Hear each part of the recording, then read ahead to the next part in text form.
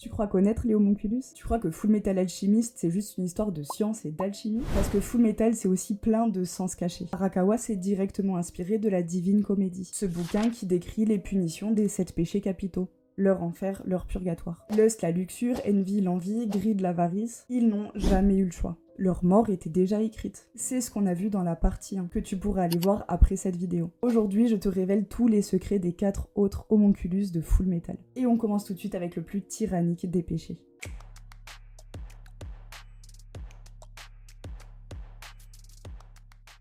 Oui, on parle de Vrat, la colère.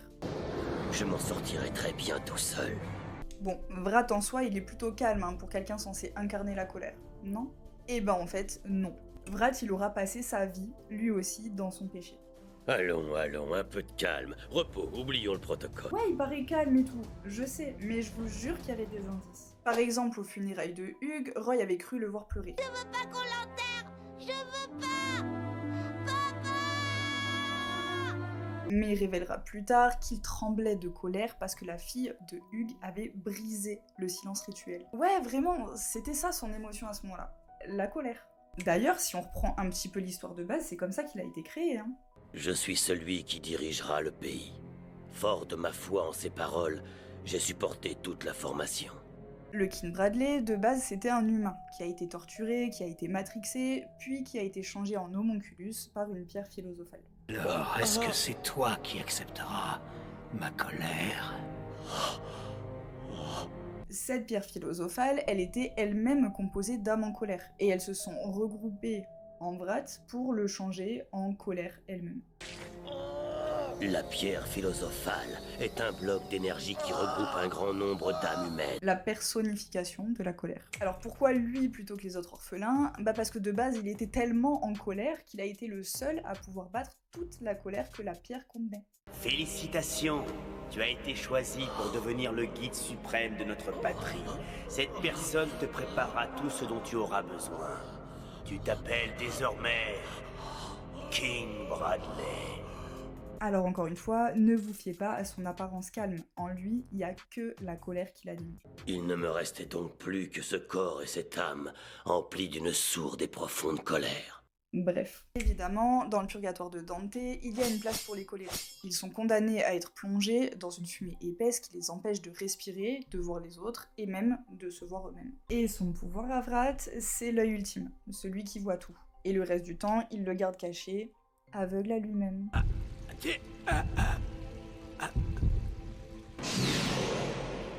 Parce qu'au final, il a qu'une moitié de vision en permanence. Quand il est humain, c'est son œil d'humain. Quand il est homonculus, c'est son œil d'homonculus. Et le fait d'alterner entre les deux, ça fait qu'il n'a jamais de vision globale. Il vieillit comme un humain, il a la force des homonculus, il est les deux et aucun à la fois, il a réellement sa place dans aucun des deux camps, alors juste, il déteste tout le monde et il est en colère. Mais lui aussi, il aurait pu s'extraire de sa colère en choisissant de se voir tel qu'il était réellement, un humain, ou en tout cas de base. Pourquoi choisir de rester un homonculus? Ne pouvez-vous pas décider de vous comporter en être humain, Excellence? Quoi, que je redevienne celui que j'étais avant? Mais c'est impossible. Mon corps a transcendé la moindre parcelle d'humanité qui était en moi. Je suis d'une race bien supérieure maintenant. Et ça se serait produit en choisissant de mettre sa haine du monde de côté, de ne pas exterminer les Ishbal, comme Lust aurait pu choisir de ne plus espionner Roy, comme Envy aurait pu choisir de ne plus envier les autres au point de leur voler leur vie, ou comme Greed a fini par choisir d'aimer plutôt que de posséder. Mais non, il a bien suivi sa mission, exterminer les Ishbal entre autres peuples. Et puis, un document décisif a été produit. L'ordre d'application numéro 3066 du Führer. Cet ordre prescrivait la guerre d'extermination d'Ishval. Sauf certains, dont Scar, un personnage qui, on le rappelle, est assez en colère lui aussi. J'en ai fait une vidéo complète d'ailleurs, tu pourras aller la voir après celle-là. Et dans l'enfer de Dante, les colériques sont condamnés à s'affronter entre eux, à s'entre-déchirer, animés par leur propre colère. Une guerre bestiale qui les entraîne dans les bas-fonds. Oui, vous l'avez, mais on va se le remettre quand même. Souviens-toi de ton désespoir!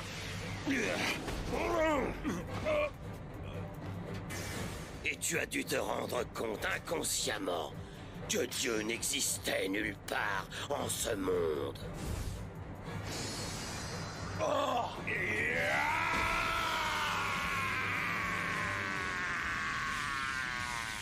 Un bel enfer de colérique qui s'affrontent dans les bas-fonds, hein, tout ça. Et c'est donc là encore, de même que Lust, de même que Envy, son enfer qui le tuera. Parce qu'il ne sera pas purgé, mais qu'il sera obstiné à réaliser sa mission. Tu connais, on résume tout ça. Vrat aura vécu dans son péché, de par ses décisions régies par la colère. Il aura également vécu en ayant un pouvoir lié à son purgatoire, celui de la vision partielle ou complète.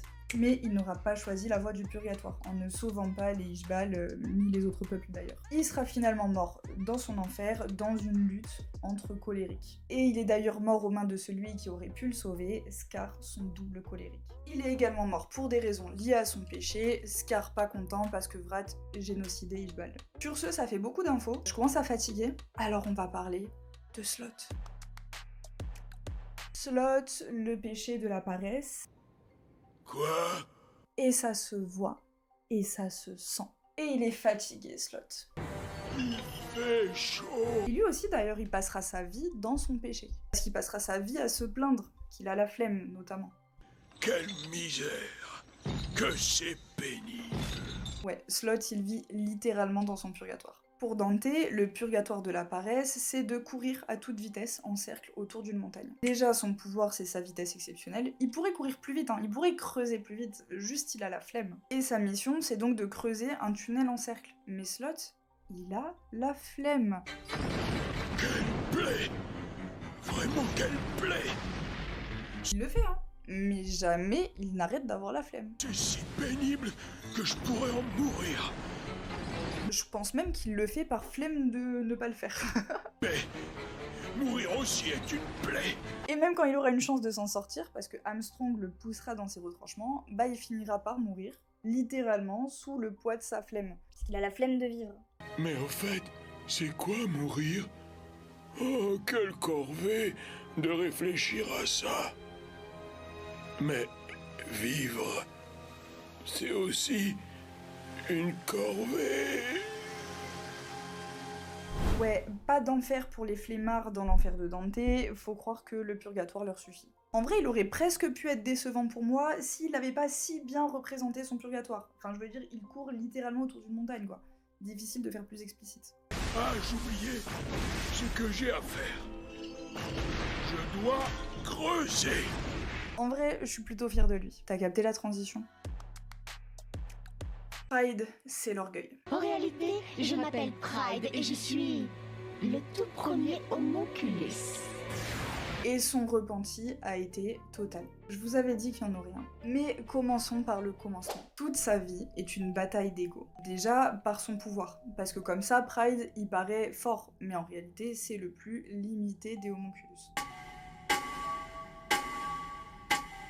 Que ce soit parce qu'il y a trop de lumière, que ce soit parce qu'il n'y en a pas, bah Pride c'est juste un gosse random.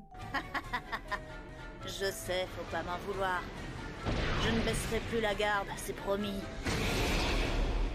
Et ouais, on a dit un gosse. L'orgueil est un gosse. Et qui est plus sous-estimé qu'un enfant? Et même sa véritable apparence, hein, c'est celle d'un nourrisson.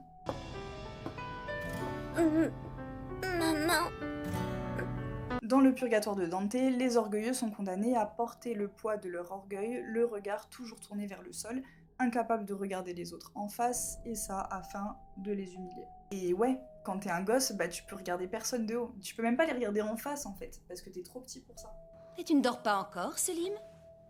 Non, j'ai entendu la porte s'ouvrir, j'ai cru que c'était papa qui venait de rentrer. C'est d'ailleurs le seul qui a une apparence à l'opposé de son péché. La luxure, elle est super fraîche. L'envie, il est couvert d'yeux qui scrute tout ce qu'il n'a pas. L'avarice, c'est un beau gosse. La colère, c'est un giga tchad. La paresse passe visiblement beaucoup trop de temps sur Twitter. Et la gourmandise a un énorme bidon. Mais là, réalisez la dinguerie. L'orgueil à l'état pur qui se fait Torché par sa daronne. Il faut aller dormir, Selim. Sinon, vous prenez le risque de vous réveiller très tard demain matin. Ouais, ça pique, ouais. D'ailleurs, c'est sa daronne qui aurait pu le sauver. Et elle a même essayé de se sacrifier pour lui. Mais Pride s'obstinera toute sa vie à vivre dans son péché, enfin presque. Parce que quand il se retrouvera face à la mort pour réaliser la mission qui lui a été confiée, bah le doute sera là. Parce que juste avant, bah Père l'a abandonné. Oui, alors, ça ne te regarde pas. Alors que sa mère adoptive, elle a voulu se sacrifier pour lui.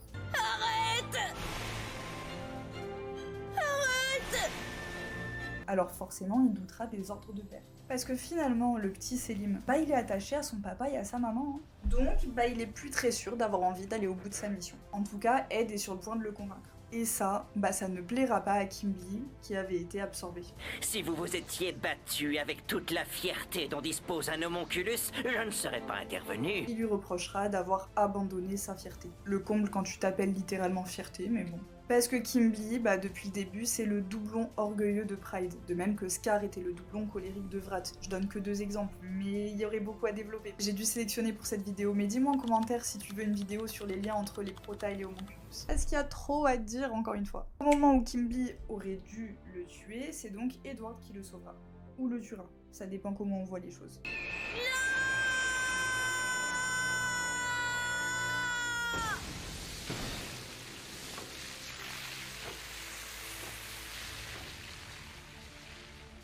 Parce que il a exterminé tout ce qu'il avait d'homonculus en lui, et l'a réduit à l'état de fœtus. Donc en soi, sa part homonculus est morte. Dans l'enfer de Dante, les violents en raison de leur orgueil, celui-là est un poil plus spécifique, ils sont changés en arbre. Pride, ou désormais Selim, ne sera pas changé en arbre. Et c'est le seul qui sera épargné de son enfer au lieu d'être tué par Kimberly, comme Scar avait tué Vrat. On résume. Pride a vécu dans son péché de par sa condition d'enfant frustré et fier. Tout ça en ayant un pouvoir lié à son péché, car à la fois le plus puissant mais aussi le plus limité. Ouais, l'ego c'est assez facile à briser, hein. Un petit coup de lampe dans la gueule, et tu te retrouves face à tes failles. Il aura choisi la voie du purgatoire en étant sincèrement attaché à ses parents. Donc en acceptant quelque part sa condition d'enfant. Il a failli mourir des mains de Kimberly, son doublon en termes de péché d'orgueil, mais c'est un autre sujet, une vidéo sur Kimberly. Puis il finira sauvé de son péché, il reprendra sa vie de zéro en tant qu'humain. Mais cette belle fin ne s'est pas faite sans sacrifice. Ouais, il avait quand même bouffé son frère. Transition toute trouvée, je sais. Ah, le cas de Gluttony. Je peux le manger? On arrive au dernier des homonculus, et pas des moindres. Puisque comme je vous l'ai dit, son cas est un peu particulier. Il s'agit de Gluttony, donc la gourmandise. Déjà, son cas est un peu à part, parce que Gluttony, c'est le résultat d'une expérience ratée de père. De base, il souhaitait créer une porte de la vérité. Gluttony, c'est la porte vers ce monde entre deux qui recèle tout ce qu'il dévore. Mais là encore, il passe sa vie dans son péché, car il passe sa vie affamé. Lest, j'ai bien envie de manger le papy, moi tu me le laisses. Même si théoriquement, il aurait pas besoin de se nourrir, comme tous les homonculus. Mais il a quand même la dalle. Que voulez-vous? C'est son purgatoire à lui. Parce que dans le purgatoire de Dante, les gourmands ils sont représentés de manière très négative. Ils sont réduits à l'état de bêtes et privés de parole et de rationalité. Ils gisent directement couchés sur le sol, condamnés à une faim et à une soif insatiable. Gluttony est lui-même non-verbal, et il est également peu rationnel. Il est en quelque sorte une bête stupide qui ne pense qu'à manger. Utilisez maintenant. Donc, de même que Sloth, il vit déjà dans son purgatoire. Par contre, il a quand même des émotions. Et étrangement, c'est même celui qui a le plus d'émotions de tous les homonculus. Tu as tué Lust, et tu vas me le payer!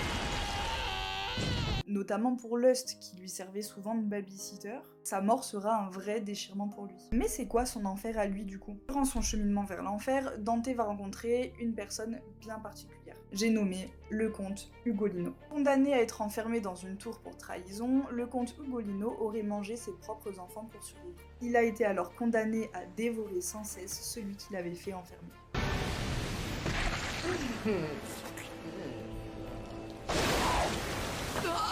Alors, est-ce lié au regret éternel qu'il ressent, notamment à cause de la perte de Lust? Ou encore le fait d'avoir fini trahi et dévoré par son propre frère, tel le comte Ugolino transformant ses gosses en sandwich? Non, arrête! Ne me mange pas!